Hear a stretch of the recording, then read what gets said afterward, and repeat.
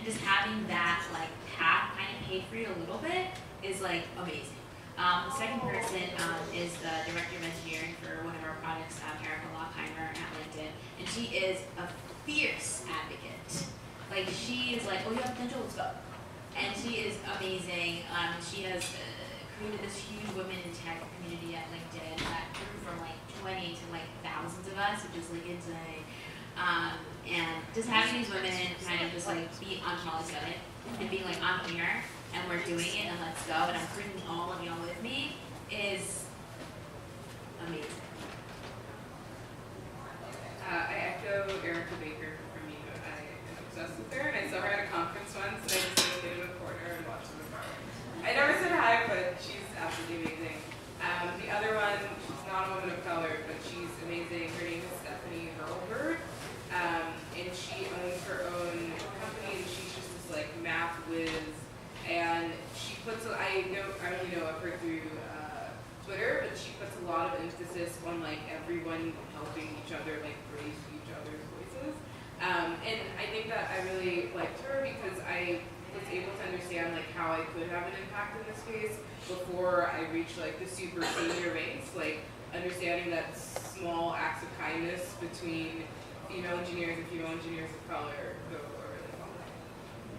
Thank you all, guys. You had such amazing perspectives to share. I encourage you all to connect with our lovely panelists. Find the organizations in your communities that are serving you, serving Black women in tech, serving Black people in tech. Really connect with them. There's so many resources out there, and if they don't exist, create some. Thank you, ladies.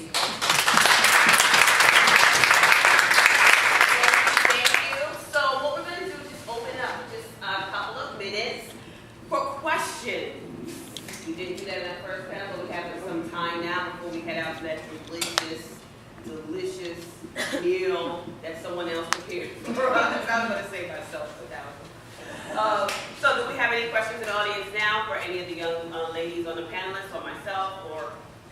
Yeah, go ahead. I have a question. How do you deal with criticism at work? Question was, how do you deal with criticism at work? It depends on how it's stated. I personally am obsessed with feedback. I love getting feedback. I ask people for feedback all the time because I think that as Black women, we can have perception problems, like something that I say will come off as more aggressive than something someone else says. So I like to constantly be checking how I'm being perceived. And also just like, I think criticism can sometimes point to things that you actually do need to change. So if you do want to progress through your career, it's great to know early on like how to course correct and self-correct.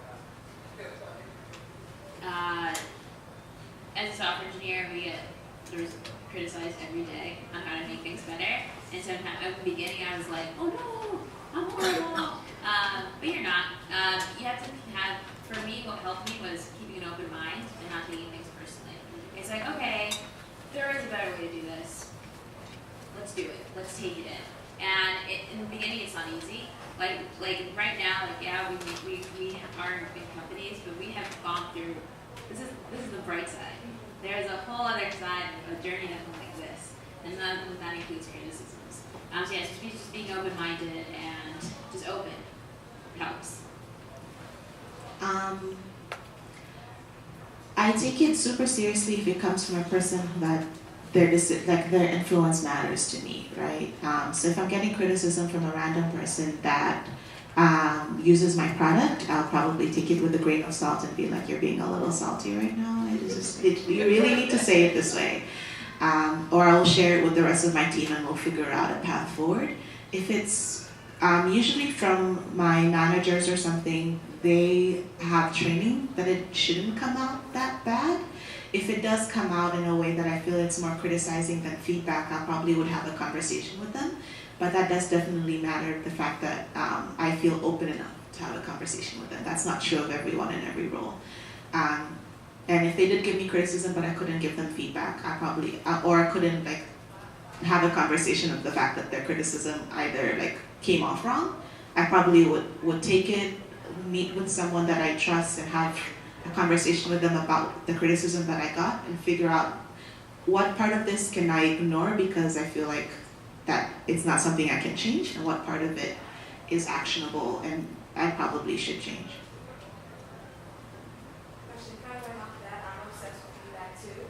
But I find a lot of times people aren't as open to giving you feedback, or they'll say small things like, "Oh yeah, this picture was nice.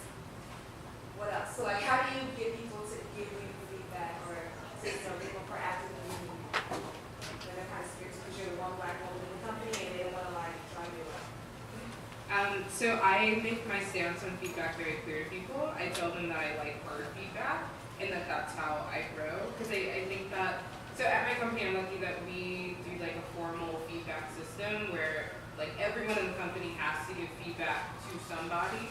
And so you have like a set of people and it's like very regimented, so I get it that way. But I also like giving feedback outside of the more formal setup.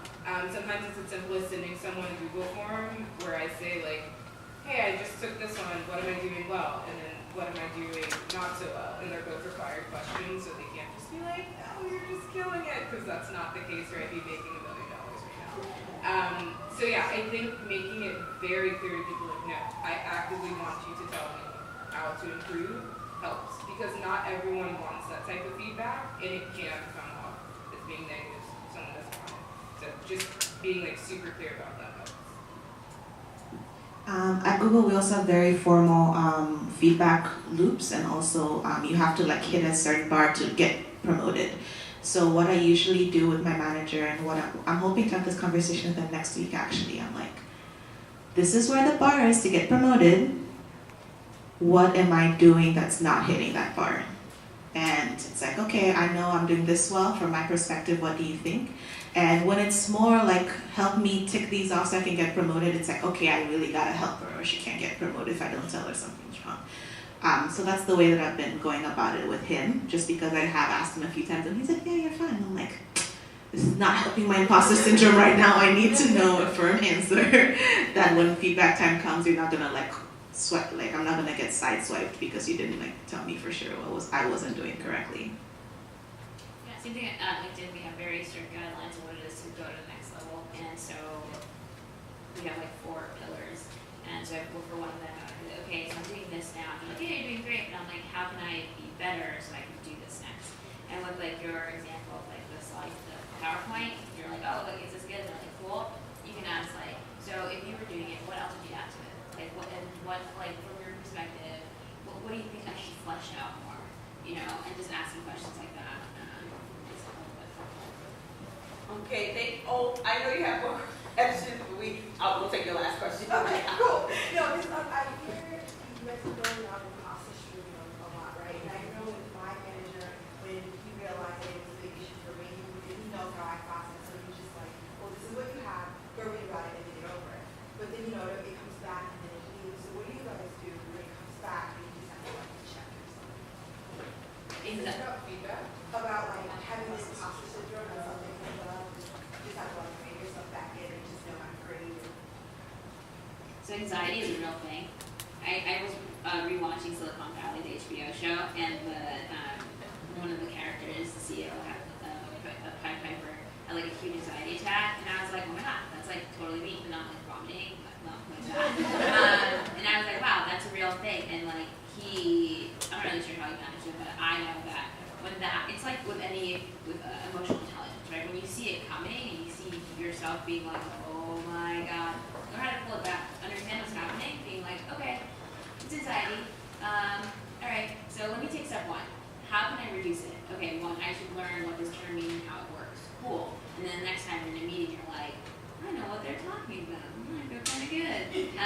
So definitely educate yourself and know how to handle when that emotion is coming, because you already know when it's coming. Just be like, stop. I know you're here. You have to figure it out now, and just like slowly train yourself. And like the older you get, and the wiser you get, the more you learn to manage those emotions. Yeah, I think advanced imposter syndrome is when you know you're in imposter syndrome. You're like, I'm imposter syndrome right now, but I can't get over it because I'm in imposter syndrome. That's kind of where I'm at on a regular basis, I won't lie. So the way I deal with it is I do things that I know I am good at. And I take notes of things that I know I'm not good at. And like Abby said, I go research those. And I'm like, okay, I'll tackle these slowly, but look how awesome I am on this side though. And that kind of helps me balance it out. Thank you.